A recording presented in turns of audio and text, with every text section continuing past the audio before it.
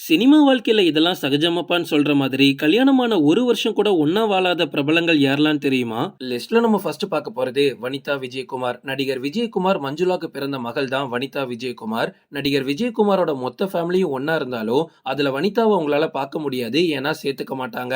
குடும்பத்துல எக்கச்சக்க பிரச்சனைகள் இருந்தாலும், பிக் பாஸ்ல இவங்க கலந்துக்கிட்டதுக்கு அப்புறமா செம ஃபேமஸ் ஆயிட்டாங்க.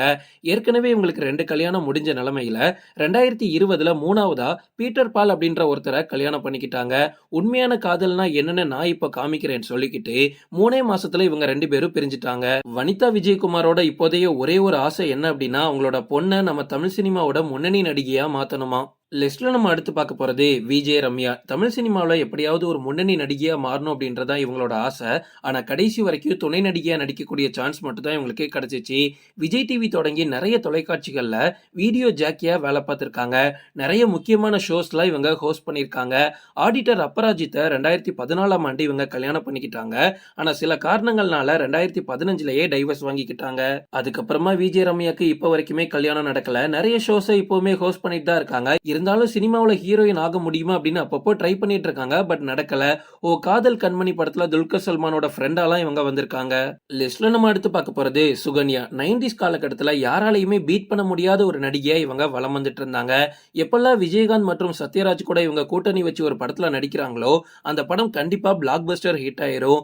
2002ல ஸ்ரீதர் அப்படின்ற ஒரு மிகப்பெரிய பிசினஸ் மேனை இவங்க கல்யாணம் பண்ணிக்கிட்டாங்க. ஆனா 2003லயே 2 பேரும் டைவர்ஸ் வாங்கிட்டு பிரிஞ்சாச்சு.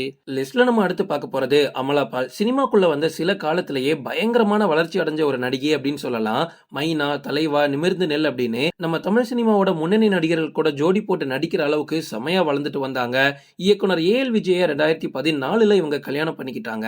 ஆனா அமலாபாலோட சில நடவடிக்கை ஏஎல் விஜய்க்கு சுத்தமா பிடிக்காம அங்க தடுத்ததுனால, அது அமலாபாலுக்கு சுத்தமா பிடிக்காததுனால 2015ல தனியா வந்துட்டாங்க. அதுக்கப்புறமா 2017ல அபிஷியலா டைவர்ஸ் வாங்கியிருக்காங்க. லிஸ்ட்ல நம்ம அடுத்து பார்க்க போறது கௌதமி. 90s காலகட்டத்தில் கமல், ரஜினி அப்படின்னு நிறைய உச்ச நட்சத்திரங்கள் கூட ஜோடி போட்டு நடிச்சு தமிழ் சினிமால ஒரு முன்னணி நடிகையா இருந்தாங்க. 1998ல ஒரு மிகப்பெரிய தொழிலதிபரை இவங்க கல்யாணம் பண்ணிக்கிட்டாங்க. ஆனா இவங்களோட சினிமா வாழ்க்கையும் சொந்த வாழ்க்கையும் ஒன்னா கவனிக்க முடியாததுனால எக்கச்சக்க பிரச்சனைகள் இவங்களோட லைஃப்ல வெறும் 1 வருஷத்திலேயே டைவர்ஸ் வாங்கிட்டு தனியா வந்துட்டாங்க.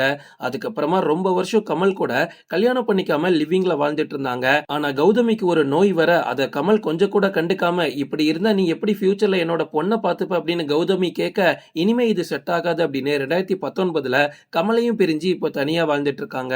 லிஸ்ட்ல நம்ம அடுத்து பார்க்க போறது மனிஷா கொய்ராலா. நேபாளத்தை பூர்வீகமா கொண்டவங்க தான் இவங்க. உயிரே, பம்பாய், பாபா இந்த மாதிரி படங்கள் நடிச்சு அதுக்கப்புறமா இந்தியன் முதல்வன்ல சூப்பர் ஹிட் கொடுத்து நம்ம தமிழ் சினிமால மறக்க முடியாத ஒரு நடிகையா இவங்க மாறினாங்க. 2008ல சாம்ராட் லால் அப்படின்ற ஒரு மிகப்பெரிய பிசினஸ் மேனை இவங்க கல்யாணம் பண்ணிக்கிட்டாங்க. ஆனா 2009லயே டைவர்ஸ் ஆயிடுச்சு. லிஸ்ட்ல நம்ம அடுத்து பார்க்க போறது ராதிகா சரத்குமார். ராதிகாக்கு சரத்குமார் 2வது கணவர் தான்.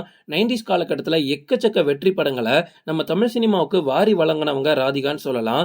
பிஸியான நடிகையா இருந்த அந்த சமயத்திலேயே 1985ல டைரக்டர் பிரதாப் போத்தனை இவங்க கல்யாணம் பண்ணிக்கிட்டாங்க. எந்த அளவுக்கு ஃபாஸ்டா கல்யாணம் பண்ணிக்கிட்டாங்களோ அதை விட ஃபாஸ்டா 1986லயே டைவர்ஸ் வாங்கிக்கிட்டாங்க.